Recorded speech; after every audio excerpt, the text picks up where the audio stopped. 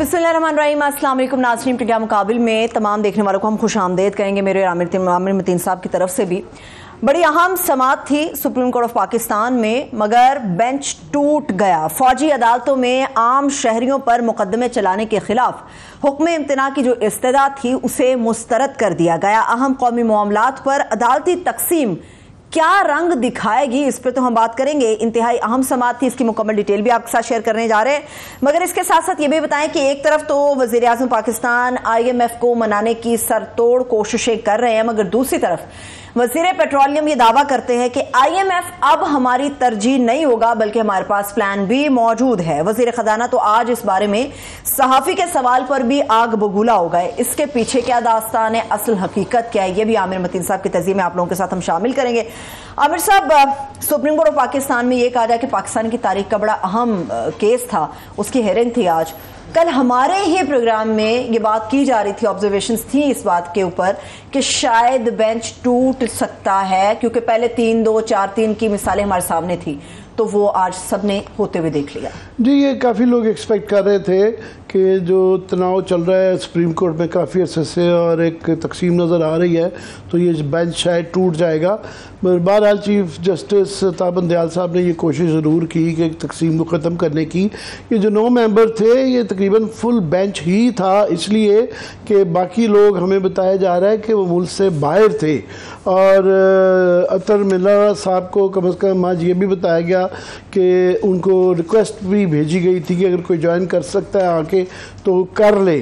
तो उसके बाद फिर जस्टिस फ़ायज़ ईसा साहब और जस्टिस तारिक मसूद साहब जो हैं, इन्होंने अपने आप को बेंच से अलहदा कर लिया। उन्होंने रिक्यूज़ नहीं किया, ख़ास तौर पे जस्टिस फ़ायज़ साहब ने इसको एक्सप्लेन किया कि मैं रिक्यूज़ नहीं कर रहा, मैं बेंच से अपने आप को अलहदा कर रहा हूँ, क्योंकि मैं समझता हूँ कि ये बेंच जो है गैर आइनी है और आजकल जितने भी बेंच बन रहे हैं वो गैर आइनी हैं।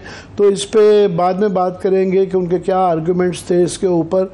हमारे साथ हमारे 92 के सीनियर कॉरेस्पॉन्डेंट जो हैं साकिब बशीर साहब मौजूद है, उनसे पूछेंगे। और फ़िलहाल इसकी अहमियत बहुत ज़्यादा है इस मुकदमे की, क्योंकि इस पे बहुत ज़्यादा ये भी चमगोइयाँ चल रही थी कि PTA के कैप्टन भी शायद इसके तहत ट्रायल हो सके, शायद उनकी भी गिरफ्तारी हो। 400-500 और भी लोग हैं और अदालत ने जो है अपना जो ऑर्डर इशू किया है उसमें उन्होंने वो तमाम लिस्टें में लगा ली हैं। ये टोटल नंबर जितने भी लोग इसके तहत जो है ना इस वक्त कैद हैं 9 मई के सानिया के बाद, तो उन तमाम की लिस्ट भी प्रोवाइड की जाए। ये भी बताया जाए कि इनमें से कितनी औरतें हैं, कितने बच्चे हैं और कितने जर्नलिस्ट हैं और कितने वकील हैं इन मुकदमात के लिए तैयार, जिनको के फौजी ताज़ों में आर्मी एक्ट के तहत जिन पर मुकदमात चलने हैं, जी उस पर चलने हैं। तो ये अभी इसके मुज़बरात बहुत ज़्यादा होंगे।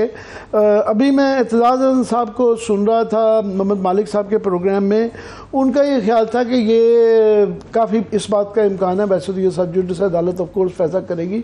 वो कहते हैं कि इतना ज़्यादा इसके बारे में जूरिस्प्रूडेंस मौजूद है कि ये काफ़ी हद तक ये उड़ जाएगा, ये मुकदमा जो है पटिशनर जो है ना उनकी सुन ली जाएगी। इस्तदार बाय द वे इसकी इम्पोर्टेंस इसलिए भी है कि इसको जो 7 जज जब रह गए हैं जो सुन रहे हैं, उनमें से 7 में से एक चीफ जस्टिस साहब हैं और 5 जज जो हैं तारिक मसूद साहब के बाद उन सब ने चीफ जस्टिस बनना है। और इसके पटिशनर में PTI के चेयरमैन के अलावा एतजाज़ अहसन के अलावा एक साबिक चीफ जस्टिस जवाद ख्वाजा साहब भी हैं। सो ये अपनी नौइयत का मेरा ख्याल वाहिदी मुकदमा है और इसकी अहमियत भी बहुत ज़्यादा है। एजाज़ हसन साहब का ख्याल था कि इसके लिए आइनी तरमीम की ज़रूरत है, क्योंकि फ़ौजी अदालतें जो हैं वो उनका इख्तियार बड़ा महदूद है उसमें, क्योंकि उन्होंने अपने रीज़न्स नहीं देने होते, वो सिंपली कह देते हैं गिल्टी नॉट गिल्टी। और जब रीज़न्स ना दे सकें तो ये फिर इसका उनके ख्याल में अपील का हक नहीं रह जाता, क्योंकि फ़ैसला ये आ चुका होता है, रीज़न्स होते नहीं हैं। और प्लस उन्होंने कहा कि आईनी तरमीम इसलिए ज़रूरी है कि इसके तहत बुनियादी हकूक़ जो हैं वो सलब किए जाते हैं, सलब करके के आप जो हैं उनके, तो ये वाला कानून का इतलाक होता है। माजी में जब ये APS की रोशनी में जब ये हुआ था तो आईनी तरमीम की गई थी 2015 में, और 21वीं तरमीम जिसे कहते हैं, उसके तहत जो है लोगों को इसके तहत फौजी अदालतों में ट्राई किया गया था, और उसकी सनसेट क्लॉज थी। सनसेट क्लॉज से मतलब रहा था कि ये 2 साल के लिए था, इसलिए वो आईनी तरमीम, उसके बाद फिर उसकी एक्सटेंशन हुई 2017 तक हुई, 2017 के बाद 2019 तक हुई।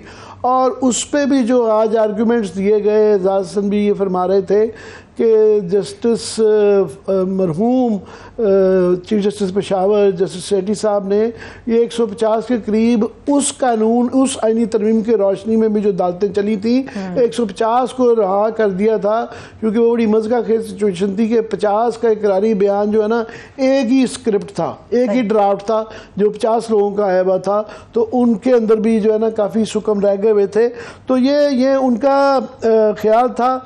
बाकी ये भी एक क्वेश्चन है कि इवन आइन के तहत भी क्या ये तरमीम के तहत भी किया जा सकता है। उस वक्त ये सवाल उठाया गया था जब 21वीं और 23वीं तरमीम की जा गई थी, क्योंकि ये बुनियादी हकूक जो हैं वो आइन का बुनियादी ढांचे का हिस्सा हैं, बेसिक स्ट्रक्चर का जो आर्गूमेंट होता है। तो कई दफ़ा वो आइनी तरामीम भी जो कि आइन की रूह को, आइन की बुनियादी ढांचे को कहीं हिला रही हो, तो उनके ऊपर भी सवाल खड़ा हो जाता है कि आया वो आईनी तरमीम भी हो सकती है कि नहीं हो सकती।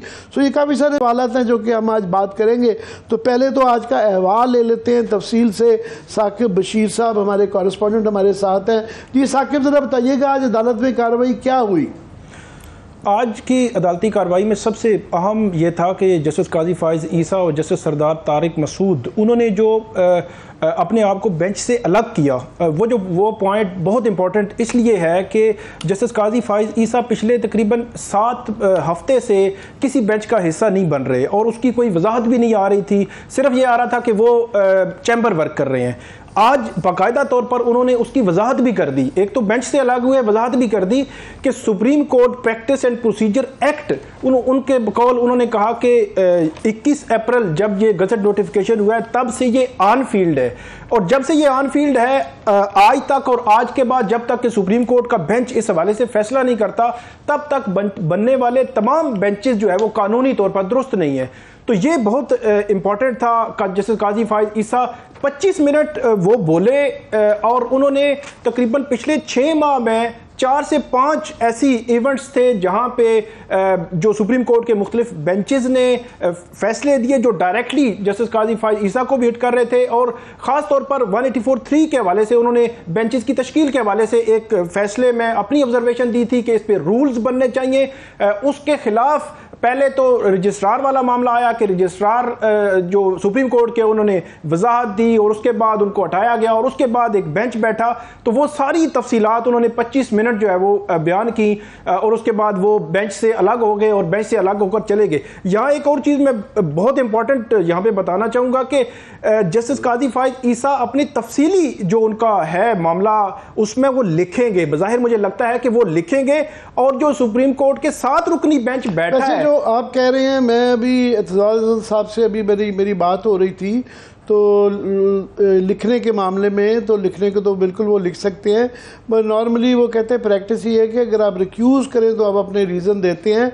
उन्होंने ये कहा है कि मैं बेंच को मानता ही नहीं, तो इसके लिए ज़रूरी नहीं है, प्रैक्टिस नहीं है, लिखें शायद लिखें, ये उनकी स्वाबदीदा है। प्लीज़ जारी रखिएगा। तो इसमें जो रिसेंट पास्ट में अगर हम देखें तो इलेक्शन के हवाले से, पंजाब के पी इलेक्शन के हवाले से जो था फैसला, वहाँ पर बहुत ज़्यादा कन्फ्यूजन जब पैदा हुई कि किसने रिक्यूज़ किया है किसने नहीं किया, तो उसमें तकरीबन ऑलमोस्ट सारे जजेस ने, इवन जस्टिस अतर मिनल्ला, उन्होंने तकरीबन 25 से ज़ायद सफ़ात पर जो है वो अपना एक वजाहती नोट जो है वो जारी कर दिया। उससे ये लगता है कि शायद वो कुछ जो है वो लिखेंगे। और जो 7 रुकनी बेंच उसके बाद 1:30 बजे बैठा है, हो सकता है वो इस पे भी कोई अपना इतराजात के हवाले से कुछ चीज़ लिखें कि एक उसूल है और एक एक्ट बन चुका है, एक लॉ मौजूद है, तो उसकी मौजूदगी में ये कैसे हो सकता है। फिर जब 1:30 बजे ये समाअत शुरू हुई तो सरदार लतीफ़ खोसा जो है वो रोस्ट्रम पे थे, उनसे सवालात तो होते रहे। कुछ चीज़ें आपने जो बयान कर दी, इसमें एक बहुत इंपॉर्टेंट फैक्ट जिससे ये जाहिर होता है कि क्योंकि अटॉर्नी जनरल आज जब रोस्ट्रम पे थे आखिर में, तो सरदार लतीफ़ खोसा ये बार बार ये कह रहे थे कि लोगों की जिंदगियां अजीरन हो गई हैं, ऐसा ना हो कि रातों रात कोई जो मिलिट्री कोर्ट्स हैं उसके हवाले से कोई ऐसे फैसले हो जाएं आपके हुक्म इम्तना से पहले, इसलिए अभी स्टे ऑर्डर जारी करें। तो जो चीफ जस्टिस से उन्होंने कहा कि नहीं, हम अटॉर्नी जनरल को आप थोड़ा सा सब्र करें, हम अटॉर्नी जनरल से बात करते हैं तो ये ठीक होगा। तो वहां पे जो चीफ जस्टिस ने बात की वो बहुत इंपॉर्टेंट थी और मुझे लगता है कि वो उन्होंने माइंड भी थोड़ा सा डिस्क्लोज किया है कि ये किस तरफ जाएगा। उन्होंने ये कहा कि ये जो मिलिट्री कोर्ट्स में जो होती हैं समातें, तो ये उन्होंने कहा कि ये कौन सी इमारत होती है, ये कौन सी जगह होती है, ये ट्रायल का तरीकाकार क्या होता है, और ख़ास तौर पर उन्होंने कहा कि जो ट्रायल करने वाले हैं वो उसी ऑर्गेनाइजेशन से हैं जिनके हवाले से ये जो FIR हैं और ये मुकदमात हैं। फिर उन्होंने कहा कि फेयर ट्रायल जो आर्टिकल 10A है वो जो नज़र नहीं आता, पब्लिक की एक्सेस नहीं होती, देख नहीं सकते, ओपन ट्रायल्स नहीं होते, ये वो सारे सवालात थे। बज़ाहिर जो चीफ जस्टिस ने माइंड डिस्क्लोज किया कि कल अटॉर्नी जनरल को उन्होंने कहा कि हम सुनेंगे और उसके बाद ये तय करेंगे कि इसका स्टे हमने देना है या नहीं देना। मुझे जो लगता है कि जो बेंच है इसकी मेजॉरिटी जो है वो स्टे की तरफ जो है वो जा सकती है। अटॉर्नी जनरल अगर उनको बड़े पैमाने पर जो है वो कन्विंस ना कर सके और उसके बाद वो है वो जा सकते हैं इस तरफ। हमारे साथ मेरा ख्याल हारून रशीद साहब भी मौजूद हैं, किसी तारुफ के मोहताज नहीं, सीनियर जर्नलिस्ट हैं और इंडिपेंडेंट उर्दू के एडिटर भी हैं। हारून, आप भी सवाल कर सकते हैं साकिब से। मैं आखिरी बात इनसे सिर्फ पूछ लूँ कि आज की समाअत के दौरान जो प्रोसीडिंग्स थी, खोसा साहब ने जो अपने जो शुरू किया अपना मुकालमा, तो उसमें उन्होंने ये कहा कि ISPR की जो प्रेस रिलीज़ थी उनको पढ़ा, उनका हवाला दिया कि उसके अंदर जो लफाजी है कि उनके पास नाकाबिले तरदीद शवाहिद मौजूद हैं। तो उनका गालबन ये कहना था कि ये इसके जब ये फ़ैसला कर दिया ISPR नहीं, तो अदालत के पास, फौजी अदालत के पास क्या गुंजाइश रहती है उसको क्वेश्चन करने के। ये क्या उनके आर्गूमेंट्स के मतलब ज़रा बताइएगा। मैं उसमें सरदार लतीफ़ खोसा ने एक तो फॉर्मेशन कमांडर्स की जो इलामिया था, उनकी मीटिंग का इलामिया था कॉन्फ्रेंस का, वो भी उन्होंने पढ़ा। इसके अलावा कोर कमांडर्स की जो कॉन्फ्रेंस थी उसका इलामिया भी उन्होंने पढ़ा और स्पेसिफिकली उन्होंने ये कहा कि ये चीज़ जो है वो आर्टिकल 10A को ख़त्म करती है कि जहाँ पे जो फेयर ट्रायल होता है कि कोई भी जज, कोई भी जो मुतलका इदारा है वो अगर अपना माइंड पहले ही डिस्क्लोज करते तो वो कैसे आगे बढ़ सकता है। यहाँ पे जो जस्टिस मंसूर अली शाह हैं, जस्टिस याया अफरीदी और जस्टिस आयशा मलिक, उन्होंने कुछ सवालात भी उठाए। वो कुछ स्पेसिफिक चीज़ें पूछना चाह रहे थे कि मुकदमात जो हैं उनमें कहाँ कहाँ मिलिट्री जो के हवाले से या जो ऑफिशियल सीक्रेट एक्ट है या इसके हवाले से कौन कौन सी दफात जो है वो लगी हुई हैं, कितने लोग जो है वो मिलिट्री की कस्टडी में हैं और क्या उनके ट्रायल आगे बढ़ रहे हैं या नहीं बढ़ रहे। इस पर सरदार लतीफ़ खोसा ने कहा कि इंफॉर्मेशन, किसी की कोई इंफॉर्मेशन नहीं है कि कितने लोग हैं, उनके ट्रायल आगे बढ़ रहे हैं या नहीं बढ़ रहे और उनकी नौयत जो है वो क्या है इस हवाले से कि वो आगे वो किस तरह करेंगे।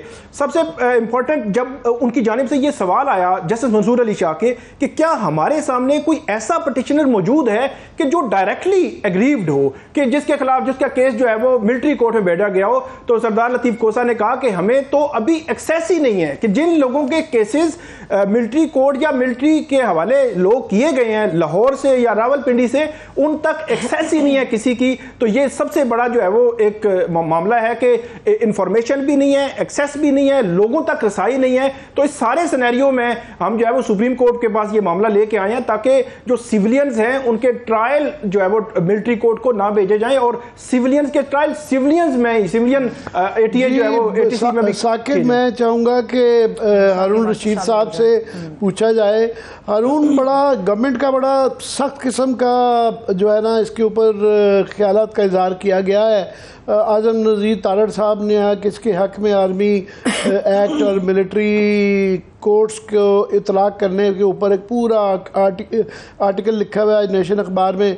फिर ख्वाजा आसिफ साहब ने बड़ी धांसू किस्म की वहाँ पे तकरीर की।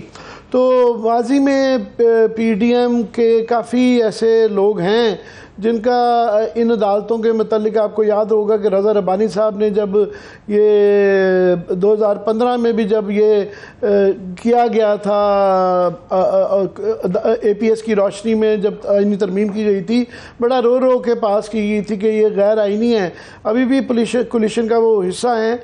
तो कैसे आप देखते हैं ये सियासतदानों का और गवर्नमेंट का और पीडीएम के इस रद्द अमल को? आमिर मतीन साहब, बहुत बहुत शुक्रिया। मेरे ख्याल में मुस्लिम लीग नून जो है वो तो और कोई भी सियासी जमात हो वो हवा का रुख देखती है। आपने 2014-15 की बात की तो उस वक्त हवा का रुख जो था वो यकीनन काफ़ी ख़िलाफ़ हुआ था। जब पेशावर में एपीएस पर हमला हुआ तो एक कौमी कंसेंसस बना था कि जो भी इसमें मुलविस हैं, दहशतगर्द हैं, उनको करार वाकई सज़ाएं दी जाएं। तो उसलिए वो अदालतें बनी थीं और उस वक्त की हुकूमत ने भी सपोर्ट की, अपोजिशन ने भी, जैसे आपने कहा, न चाहते हुए भी सपोर्ट किया उसको। 2 साल चली, फिर उसके बाद 2 साल एक्सटेंशन भी दी गई उसको। लेकिन उसके नतीजे में जो फ़ैसले आए वो फिर हमने देखा कि पेशावर हाई कोर्ट में जो एक फ़ैसला आया कि 70 जो कन्विक्शंस थी मिलिट्री कोर्ट्स की वो उन्होंने ओवरटर्न कर दी, कि उसमें जिसका आपने भी सरसरी इब्तिदाइये में ज़िक्र किया कि जो सॉलिड एविडेंस नहीं था, जो उनमें 70 केसेस थे उसमें तो सिर्फ इस बुनियाद पर सज़ाएं दे दी गई कि वो सब ने इकबाली बयान दे दिया। उन्होंने जुर्म जो है उसको मान लिया कि उनसे ये जुर्म सरजद हुए हैं, तो और जिसका कोई एविडेंस नहीं था, और जो गवाहान भी थे वो भी सेकंड सोर्स थे, एक्चुअल उस जगह पे नहीं थे। लेकिन उस वक्त उसको सपोर्ट किया गया और उस वक्त की वजह भी थी कि वो दहशतगर्दी थी। अब इस वक्त दोबारा जो ये मिलिट्री कोर्ट्स का आ रहा है तो मेरे जहन में एक ही सवाल बार बार उठ रहा है कि उसका बैकग्राउंड तो टेररिज्म था, इसका जो बैकग्राउंड है वो कम्प्लीटली डिफरेंट है। इसका बैकग्राउंड जो 9 मई को हुआ वो टेररिज्म नहीं था, वो पॉलिटिकल डिफरेंसेस थी, पॉलिटिकल पोलराइजेशन थी और पॉलिटिकल डिवीजन थी। तो क्या पॉलिटिकल डिवीजन पर भी आप मिलिट्री कोर्ट्स को इन्वोक कर सकते हैं और मिलिट्री कोर्ट्स तक मामला लेके जा सकते हैं? वो बात अलग है कि जो टारगेट हुए वो मिलिट्री इंस्टीट्यूशंस थे और उनकी रिस्पेक्ट थी और ये सारा कुछ था, लेकिन मेरे ख्याल में जो जड़ थी, जो वजह थी, वो तो पॉलिटिकल थी ना। तो उसको आप टेररिज्म के साथ कैसे मिला रहे हैं? पॉलिटिकल इश्यूज को मेरे ख्याल में पॉलिटिकली ही रिजॉल्व होना चाहिए। टेररिज्म पे हारून, टेररिज्म की, दहशतगर्द की अदालतें मौजूद हैं और ये इसमें से काफ़ी सारे केसेस जो हैं वो दहशतगर्दी की अदालतों में चल भी रहे हैं, चलेंगे भी। उसमें तो किसी को एतराज़ नहीं है क्योंकि उसके अंदर वो उसके अंदर कोई गैर आईनी चीज़ नहीं है। वो सिविलियन कोर्ट्स हैं के बकौल जो एक आम वो सिविलियन कोर्ट्स हैं। तो इसके अंदर उनका जी ये जो एक आर्गूमेंट दिया जाता है कि आर्मी एक्ट के ज़रिए जो है फौजी अमलाक को अगर नुकसान पहुंचाया जाए तो वो सिविलियंस का ट्रायल हो सकता है। हाँ। उनका ये कहना था कि ये जो सनसेट वाली क्लॉज थी जो आईनी तरामीम की गई थी 21वीं और 23वीं, ये उसके अंदर था, उसके बाद ये चीज़ ख़त्म हो चुकी है, अभी नहीं किया जा सकता, उनका ये कहना था। जी बिल्कुल, लेकिन अगर आप पाकिस्तान आर्मी एक्ट और ऑफिशियल सीक्रेट एक्ट भी देखें ना तो उसमें भी सिविलियंस को ट्राई करने की गुंजाइश छोड़ी गई हुई है, लेकिन उसके लिए स्पेसिफिक एलिगेशंस हैं। एक म्यूटनी है, बगावत की हो आपने मुल्क के ख़िलाफ़, रियासत के ख़िलाफ़। दूसरा है जासूसी की हो आपने किसी दूसरे मुल्क के लिए। और तीसरा है कि ममनुआ इलाकों की आपने तस्वीर ली हो। तो ये कानून जो है इन 3 स्पेसिफिक्स में तो आपको बताता है कि बिल्कुल आपको करना चाहिए, मिलिट्री कोर्ट्स इन केसेस को ट्राई कर सकती हैं। लेकिन जो 9 मई को हुआ, मेरा आर्गूमेंट यही है कि वो एक पॉलिटिकली मोटिवेटेड कैंपेन थी और उसको आप इस कानून के तहत किस तरह से मिलिट्री कोर्ट्स के अंदर ट्राई कर सकते हैं। मेरा ख्याल में ये सवाल भी अदालत के सामने रखा जाना चाहिए और अदालत यकीनन इस पर भी गौर करेगी कि इसका बैकग्राउंड डिफरेंट है कम्प्लीटली। जो पहले मिलिट्री कोर्ट्स इस्तेमाल हुई उसका कम्प्लीटली डिफरेंट बैकग्राउंड था, उसका पैरामीटर्स डिफरेंट थे, उस वक्त कौम एक थी, बात एक थी। अब पॉलिटिकली मोटिवेटेड, और इसमें अगर मिलिट्री कोर्ट्स इन्वॉल्व होंगी तो जैसे कि आर्मी ने अनाउंस किया हुआ है कि वो पॉलिटिक्स में नहीं इन्वॉल्व होगी, तो ये भी एक मेरे ख्याल में पॉलिटिकल इसकी कनोटेशन होगी, पॉलिटिकल इसका रंग होगा कि आप एक पॉलिटिकल डिस्प्यूट में फिर दोबारा से पढ़ के एक पर्टिकुलर पार्टी के खिलाफ एक्शन करेंगे तो उसके भी फिर मुज़मरात आगे चल के मुझे लगता है कि काफ़ी मनफी हो सकते हैं।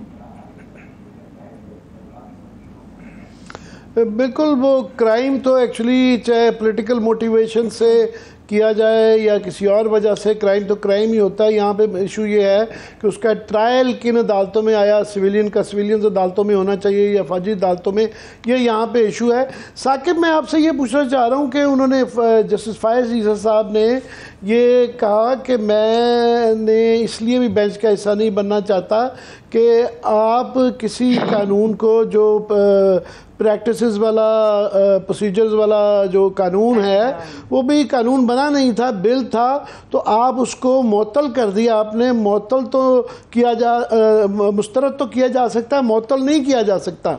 जो मुझे याद पड़ता है कि हस्बा बिल जो था, जो कि विजिलेंटेस को आपने ये आम मिलिशिया को इजाज़त दे रहे थे कि वो जो है नाफिज करें ख़ास किस्म के कवानीन, तो उसके अंदर वो उसको मुअत्तल किया था, मुस्तरद नहीं किया था। क्या मुझे याद, आप इस पर क्या फरमाएंगे? जी बिल्कुल, उस वक्त जो है वो मुअत्तल किया गया था और ये वाहिद मिसाल जो है वो हमारी जो हिस्ट्री में मिलती है, जो जुडिशरी के हिस्ट्री में, कि जहाँ पे बाकायदा तौर पर उसको मुअत्तल कर दिया गया था। 8 मेंबर गालबन बेंच था। जी बिल्कुल, 8 मेंबर बेंच था जिसने वो मुअत्तल कर दिया था और उसी की नज़ीर लेकर जो है वो जब supreme court practice and procedure जो अभी बिल था उसके बाद एक्ट बना, तो इसी को लेकर सुप्रीम कोर्ट के सामने गए थे और सुप्रीम कोर्ट ने उसके नाफिज होने के हवाले से स्टे ऑर्डर जो है वो दे रखा है। अब इसमें एक और जो मामला जो है वो एक पंडोरा बॉक्स खोल सकता है कि जस्टिस काजी फायज़ ईसा जो नामजद चीफ जस्टिस हैं 16 सितंबर से वो चीफ जस्टिस होंगे, वो ये समझते हैं कि 21 अप्रैल से लेकर ऑनवर्ड जितने भी बेंचेस बन रहे हैं उनकी कोई कानूनी हैसियत नहीं है। अगर इस दौरान जितने भी फैसले होंगे, अगर इनको लीगल कवर ना मिला 16 सितंबर से पहले, तो 16 सितंबर के बाद कोई ऐसे लोग जिनके खिलाफ कहीं ना कहीं फैसले सुप्रीम कोर्ट के इन्हीं बेंचेस ने दिए हों, वो सुप्रीम कोर्ट चले गए, एक चला गया उसके बाद दूसरा, तो फिर एक नया जो है वो पंडोरा बॉक्स भी खुल सकता है। तो ये एक अजीब सी सूरत हाल है कि सुप्रीम कोर्ट के एक तो नामजद चीफ जस्टिस और फ्यूचर के जो सीनियर प्यूनी जज हैं वो दोनों कन्विंस हैं इस बात पे कि 21 अप्रैल से जो है वो नाफिजुल अमल है supreme court practice and procedure act, तो उसके बाद बेंचेस की तश्कील का गैर कानूनी है। तो ये एक अजीब सी सूरत हाल है जो पैदा हो सकती है सितंबर में। जी हारून, ये पेंडोरास बॉक्स की बात हुई, पहले ही एक पेंडोरास, काफ़ी सारे बॉक्सेस खुल गए हुए हैं, एक बहुत बड़ा और पहले का पेंडोरास बॉक्स जो खुला हुआ है वो 184(3) के अंदर जो ये एक शिक डाली गई थी ये नए कवानीन में कि आप पुराने रेट्रोस्पेक्टिव उसके अंदर जो पुराने इस तरह के फैसले 184(3) के तहत हुए तो उनको भी रिविज़िट किया जा सकता है, और वो सैकड़ों हज़ारों हैं। तो ये रेट्रोस्पेक्टिव जूरिस्प्रूडेंस का जनरली जो है कोई इसको अच्छा नहीं समझा जाता। आप क्या करेंगे कि ये इतना ज़्यादा ये कॉम्प्लिकेटेड हो गया है सियासी केसेस और ये अदालतें? बिल्कुल आमिर मतीन साहब, पाकिस्तान में जितनी सियासत मुश्किल और वो है, उससे ज़्यादा कानूनी मसाइल हैं, और मेरे जैसा कानून का तालिब इल्म बड़ी मुश्किल होती है उनको समझने के लिए। और ये आपके नामा निगार ने बड़े अच्छा पॉइंट उठाया है। मुझे भी लगता यही है कि चीफ जस्टिस साहब को पहले ये जो इन्होंने स्टे ऑर्डर दिया हुआ है इसका कुछ करना चाहिए था। उसके बाद इस तरह के अहम मुकदमे को उठाना चाहिए था और उस पर बात करनी चाहिए थी, उसकी समाअत करनी चाहिए थी। ये जल्दी में आगे दौड़ पीछे छोड़ वाला चक्कर जो है वो पिंडोरा बॉक्सेस क्या है, खुद उनके लिए लीगल कम्प्लिकेशंस बनाता जाएगा। और जिस तरह वो कह रहे हैं कि आगे नए चीफ जस्टिस जब सितंबर में आएंगे तो वो फिर क्या इस पर एक्शन लेंगे। हालांकि इस पर आज की समाअत में चीफ जस्टिस साहब ने कहा कि उस केस में स्टे इसलिए लंबा पड़ गया, जुलाई में उसकी समाअत होगी कि हुकूमत ने वक्त मांगा हुआ है। तो हुकूमत तो उसको डिले करना चाहेगी। अब अदालत को ये चाहिए था कि इस केस को जितना जल्दी निपटा सकती उतना ही बेहतर होगा। और जिस तरह से आज की बेंच पे पता चला कि उसमें शायद अब आप उसको आई डोंट नो पूरी अदालत तो नहीं थी, लेकिन जो 9 जज थे उसमें से 2 जस्टिस फाइज ईसा के साथ मुत्तफिक थे कि कोई केस या बेंच तश्कील नहीं दिया जा सकता जब तक उस प्रोसीजर और जो नया कानून बना है उसका फैसला ना हो जाए। लेकिन बाकी 7 जो थे वो चीफ जस्टिस के साथ थे। तो अब ये कानूनी माहिरीन ही इसकी तशरीह कर सकेंगे कि इसका क्या मतलब हुआ कि 7 जज उसको ठीक मांग रहे हैं, स्टे के बावजूद वो बेंच तश्कील दे सकते हैं पुराने तरीक़ेकार के जरिए या नहीं। कानूनी माहिरीन की बात किया। हारून साहब आप हमारे साथ ही मौजूद रहिएगा। कानूनी माहिरीन की आपने बात की, मुझे एक ब्रेक की तरफ जाना है। साकिब बशीर साहब आपका बहुत शुक्रिया। हारून साहब हमारे साथ मौजूद रहेंगे, मगर माहिर कानून की जहाँ तक बात है तो एक ब्रेक से वापस आएंगे तो माहिर कानून शुएब शाहीन साहब भी हमें ज्वाइन करेंगे जिसके ऊपर उनकी हम राय लेंगे। एक छोटी सी ब्रेक, स्टे विद अस।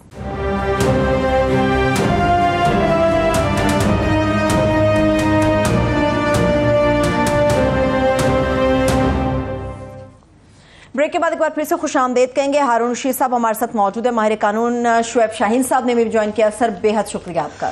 जी हारून, आप भी सवाल पूछ सकते हैं शुएब साहब से। शुएब ये बताइएगा कि आज फायज ईसा साहब ने और जस्टिस तारिक मसूद साहब ने बेंच से अपने आप को अलहदा किया है इस ग्राउंड पे कि वो इनको बेंच ही नहीं मानते क्योंकि ये गैर आइनी है।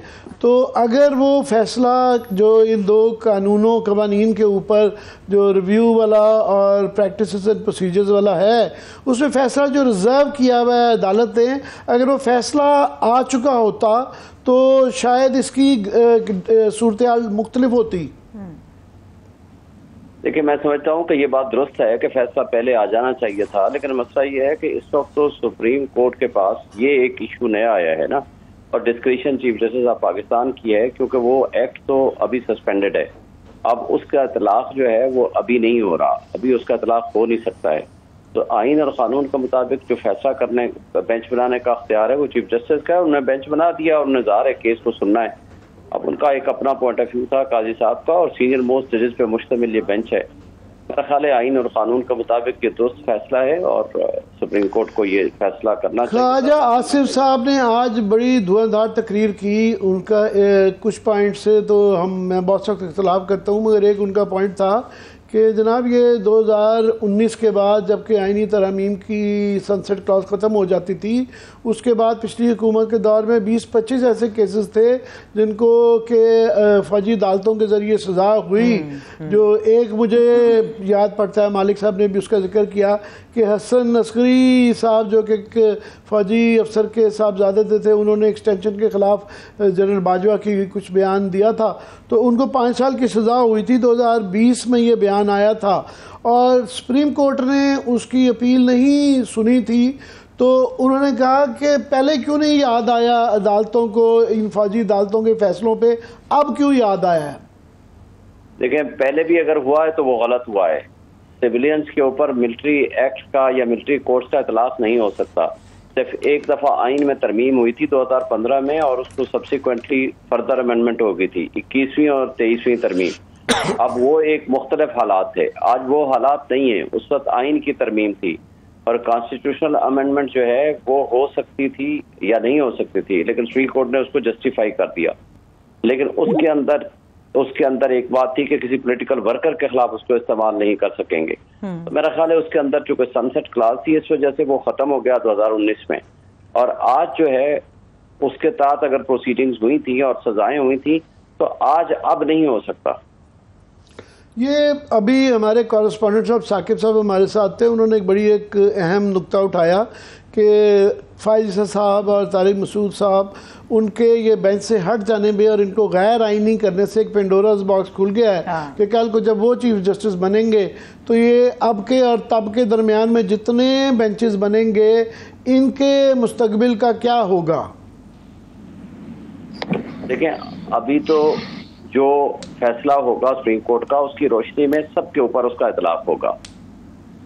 अगर मिलिट्री एक्ट को ख़त्म करते हैं, उसको अनकॉन्स्टिट्यूशनल डिक्लेयर करते हैं, तो उसका इतलाफ सबके ऊपर होगा।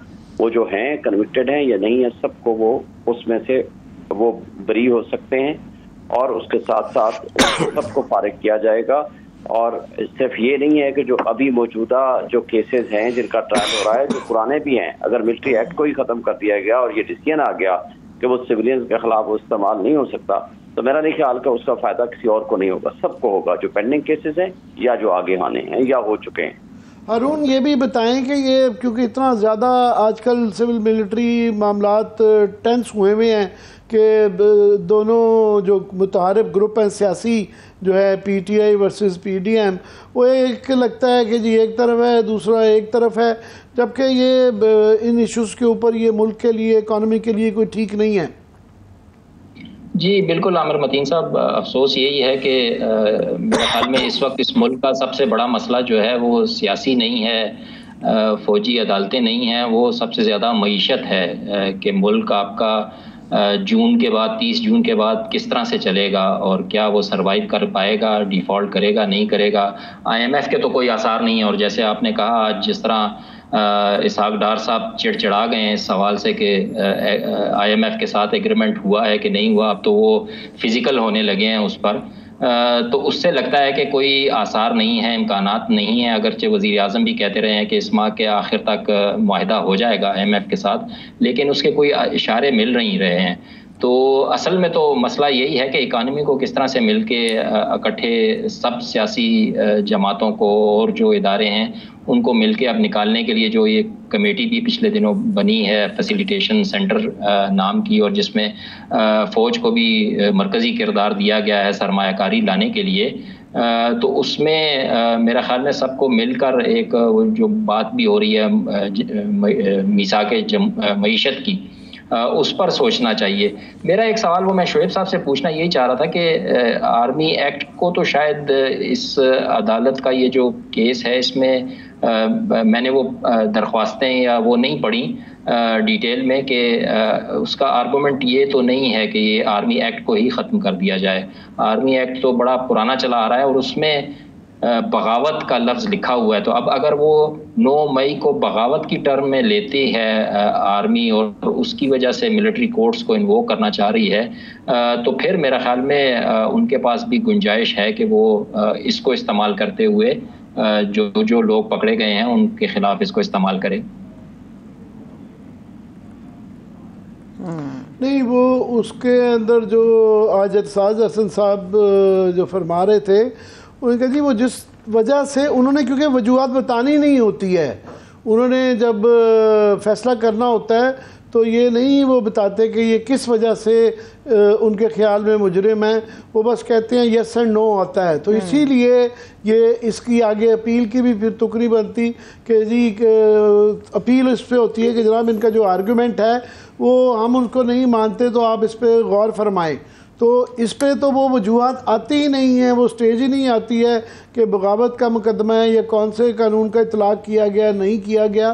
तो सवाल तो बुनियादी तौर पे ये है कि आया इनका इतलाक़ होता है या नहीं होता, बुनियादी बात तो ये है।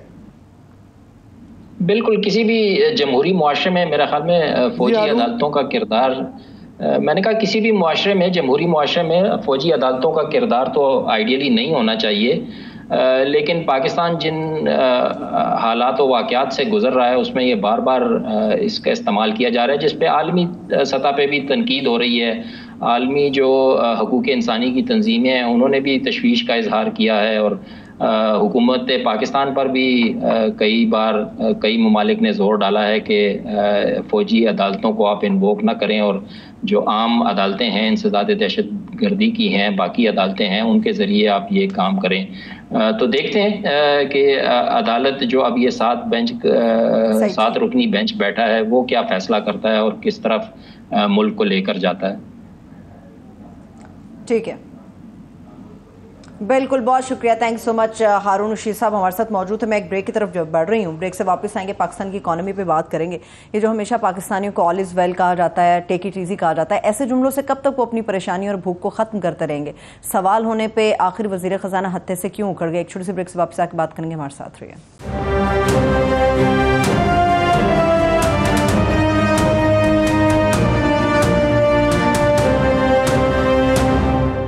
ब्रेक के बाद एक बार फिर से प्रोग्राम में हम आपको खुश आमदेद कहेंगे। पाकिस्तान की इकोनॉमी पर बात करने जा रहे हैं। इस वक्त हमारे मुआशियात हारून शरीफ साहब ने हमें ज्वाइन किया। बहुत शुक्रिया हारून साहब। हारून वो स्कूल में होता था, एक बच्चे की किसी की छेड़ बन जाती थी और वो जितना वो चिढ़ता था, जितना आगे से वो बरहम होता था, लोग बच्चे उतना ही छेड़ते थे। ये इनकी IMF छेड़ ही बन गई है। और ये रिपोर्टर साहब जो थे, शायद कुरैशी साहब थे, उन्होंने ये भी इल्ज़ाम लगाया कि जी मेरा फ़ोन भी छीन लिया और मुझे थप्पड़ भी मारा। तो ये कि छेड़ बन गई है। हालांकि खुद ये आज लव मी नॉट करते रहते हैं कि आज IMF आ रहा है, आज नहीं आ रहा, आज IMF पागल हो गया है, लाइन क्रॉस कर रहा है, आज कहते हैं जी वज़ीर आज़म साहब तरला कर रहे हैं। खुद ये सिचुएशन बना के आप चपेड़े मारने पे आ गए हैं। ये आमिर देखिए, हम कंसिस्टेंटली एक पोजीशन ले रहे हैं कि इन हालात में जिस तरह की हमारी निगोसिएशंस हैं और कम्युनिकेशन है, ये प्रोग्राम तो होता नहीं दिख रहा। हाँ, अगले प्रोग्राम के लिए अगर आप तैयारी करें अच्छी तो शायद वो हो जाए। दुनिया बदल गई है, तरजीहात बदल गई हैं। जिन मुल्कों को यूक्रेन से इम्पैक्ट हुआ है वो उनकी तरजीह है, हम उनकी तरजीह नहीं है, तो हमें तो डबल काम करना चाहिए। अब उनकी फ्रस्ट्रेशन मुझे समझ आ रही है हुकूमत की, क्योंकि उन्होंने बेसिकली अज्यूम कर लिया था कि ओल्ड स्कूल की तरह काम चल रहा है।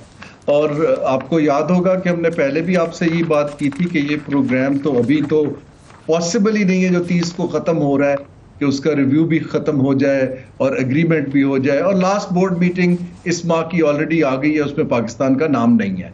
सो मेरी इनसे रिक्वेस्ट यही है कि अब आप तैयारी करें अगले प्रोग्राम की, कोई एक्सपर्ट्स को डालें, और आपके अगर वाकई 7-8 हफ्ते रह गए हैं तो just prepare it for the next government, ताकि वो उसके ऊपर कुछ काम कर सके। ये जो PM साहब कॉल ऑन कर रहे हैं, I think it's too little too late.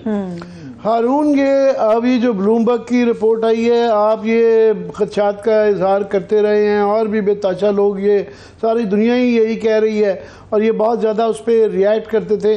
अभी लेटेस्ट जो ब्लूमबर्ग ने कह दिया है तो लोग उसको ज़रा सीरियसली ले लेते हैं कि जी नेक्स्ट जो 6 मंथ्स हैं आफ्टर दी फाइनेंशियल ईयर, ये जो ख़त्म हो जाता है, तो जुलाई से लेके दिसंबर तक जो है बहुत मुश्किल सूरत हाल है। क्लियरली 4 बिलियन की बेसिक मैथ्स है कि 4 बिलियन आपके रिजर्व्स हैं और 4.7 बिलियन आपने देने हैं, तो डिफ़ॉल्ट वर्चुअल नहीं, वो एक्चुअल डिफ़ॉल्ट होने जा रहा है। जी, मेरा अपना ज़ाती ख्याल है कि डिफ़ॉल्ट के ऊपर इतना हमें तवज्जो देने की बजाय, क्योंकि मेरा पाकिस्तान को, आई हैव ए फीलिंग, मेरे पास सॉलिड इंफॉर्मेशन तो नहीं है, आई थिंक चाइना जो है हमें बेल आउट करेगा अगले 6 माह के लिए, लेकिन वो भी कंडीशन ये लगाएंगे कि आप अगले IMF प्रोग्राम में आ जाइए ताकि हमें भी कोई तसल्ली हो जाए कि कोई 4-5 अरब डॉलर का अरेंजमेंट पाकिस्तान कहीं ना कहीं से हो जाएगा। लेकिन ये हमारा हल नहीं है। देखिए ना, कोई भी अगर इकोनॉमिक मैनेजर इस चीज पे प्राइड ले रहा है कि मैंने इंपोर्ट बंद कर दिया है, डिफॉल्ट को मैं बचा रहा हूँ डे बाय डे, तो ये तो कोई बात नहीं है ना। हमें कुछ अगले 1.5 का एक गेम प्लान बनाने की जरूरत है। अब ये जो एक नई काउंसिल बन गई है, ये लोग तो सारे बिजी लोग हैं, इनका ये काम 24/7 ये तो करना नहीं है, ना ये सब्जेक्ट स्पेशलिस्ट हैं, ये तो सिर्फ फंसे हुए काम और NOCs और G2G डील्स कर सकते हैं। तो मुझे इस वक्त समझ नहीं आ रही कि हम इस वक्त जो लोग ये काम कर सकते हैं उनका ग्रुप क्यों नहीं बना रहे ताकि वो फॉरवर्ड आए, लोगों को सिग्नल जाए कि कुछ संजीदा काम हो रहा है। हारून, ये एक बहुत ज़्यादा खदशे का इजहार किया जा रहा है कि हमारा IMF के लिए बहुत ज़्यादा जिस तरह फैटिव का हो गया था, एक और जो ख़तरा मंडला रहा है वो ये है कि हमारी शायद कैटेगरी चेंज कर दी जाए, डिस्ट्रेस की कैटेगरी चेंज कर दी जाए, क्योंकि हमारा जो debt to export to GDP ratio है वो 37% फैल गया है, 37% हो गया है। और आज खुर्रम हुसैन साहब ने ये लिखा हुआ है कि जनाब ये ज़ैम्बिया का 25% था तो उसको डिस्ट्रेस कर दिया था, और भी 2-4 मुल्कों के उन्होंने एग्जाम्पल दिए हैं कि जिनके 20-25 के पास % था तो उन्होंने कहा 15% के नीचे लेके आएंगे ये एक्सपोर्ट टू GDP रेशियो, तब आपको निकाले जाएंगे, तो एक होल न्यू चैप्टर खुल जाता है।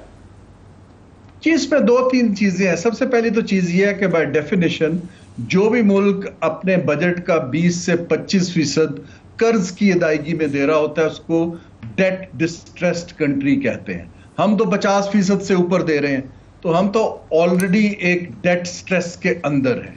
इसके अलावा हमें कोई सस्टेनेबल तरीका अपना फ्यूचर की एक्सटर्नल लायबिलिटीज को पे करना, जैसे आपने एक्सपोर्ट की बात की है, वो हमें नजर नहीं आ रहा है इस वक्त। जो IMF ने भी वो होल, अगर आप उसका मेमोरेंडम पढ़े तो उसमें उन्होंने एक फॉरेन डायरेक्ट इन्वेस्टमेंट दिखा दी है।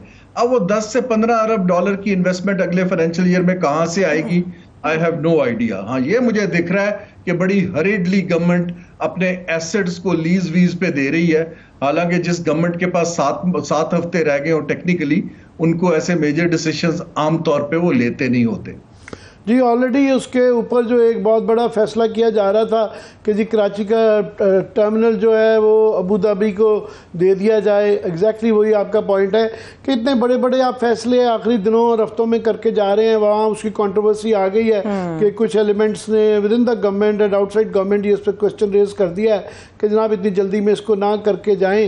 वो मैं आगे क्लैरिफाई नाज़रीन के लिए नहीं कर सका था कि इस वक्त हमारी कैटेगरी सस्टेनेबल है, और वो आप सही कह रहे हैं कि डेट 50% हो GDP के रेशियो में, तो वो पहले ही डिस्ट्रेसफुल तो वो होता ही है, मगर एक्सपोर्ट्स ज़्यादा होने से एक उम्मीद होती है सस्टेनेबिलिटी की कि आप सही राह पे जा रहे हैं, जबकि आपकी एक्सपोर्ट्स इतना ग्राफ नीचे चला जाए कि 30 बिलियन की एक्सपोर्ट से अब क्या हमारी 24 की गालबन या पता नहीं 20-22 पे आ गई है।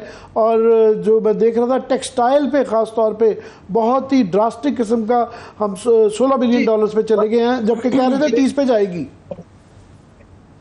ये मजीद गिरेगी जो हालात दिख रहे हैं अनफॉर्चुनेटली, बिकॉज ना अनसर्टेनिटी दूर हो रही है, ना कोई ऐसे हमारे अवामिल आ रहे हैं जिससे ये हमारी एक्सपोर्ट्स बढ़े। तो ये एक बड़ा क्रूशल टाइम है। अल्लाह करे कि जी ये कोई सीरियस लोगों को लगाएं जो इसको रिवाइवल पे काम करें। हम तो वही एमनेस्टी स्कीम्स दे रहे हैं, वही बिजनेस एज यूजुअल करने की कोशिश कर रहे हैं। ये गैर मामूली हालात हैं। अल्लाह करे कि ये जो एक नई काउंसिल बनी है ये इसको अर्जेंट बेसिस पे कुछ काम करे इस पे। ये आप आगे, क्योंकि अगर लेट से पता नहीं ये कितने सा केयर टेकर गवर्नमेंट चलाते हैं, मगर केयर टेकर के गवर्नमेंट के होते भी अगर ये पहले रिज़ाइन कर देते हैं या ये डिज़ोल्व हो जाती हैं असम्बलियाँ, तो केयर टेकर गवर्नमेंट से तो बड़ा कम इम्कान है कि IMF एक लॉन्ग टर्म एग्रीमेंट करे। क्विकली तैयारी कर सकते हैं ना जी। केयर टेकर जैसे जब PTI की हुकूमत आई थी तो उससे पहले जो फाइनेंस मिनिस्टर थी उनके साथ मिलके मैंने PTI को ऑफर की थी कि आपके आते ही एक तैयारी तो हो जाए ऑप्शंस नोट की, ताकि आपका टाइम बच जाए। लेकिन वह PTI में भी आपको ज्यादा फैसला नहीं हो पाया था। अभी भी कंफ्यूज सिग्नल्स हैं, ना इलेक्शन की सिमत आ रही है, ना फैसला आ रहा है। चलिए, बहुत शुक्रिया, बेहद माजरत हारून रशीद साहब, मेरे पास वक्त बिल्कुल खत्म हो चुका है। लास्टली आप कुछ ऐड ऑन करना चाहें इस पे आमिर साहब? नहीं, इसके बाद जब क्या ईद आने वाली है, हम इतनी ज़्यादा ये बस खुदा करे कि बिजली के लोड शेडिंग थोड़ी सी उस दिन कम कर दें, 2-3 दिन, और जो महंगाई का तो ये क्या अच्छी बातें करनी चाहिए। बिल्कुल और अल्लाह करे आने वाला हर दिन हमारे लिए अच्छा और उम्मीद की सहर लेकर आए। बहुत शुक्रिया, थैंक्स सो मच आमिर साहब। देखने वालों को शुक्रिया, इजाज़त दीजिए, अपना ख्याल रखिए, खुदा हाफिज़।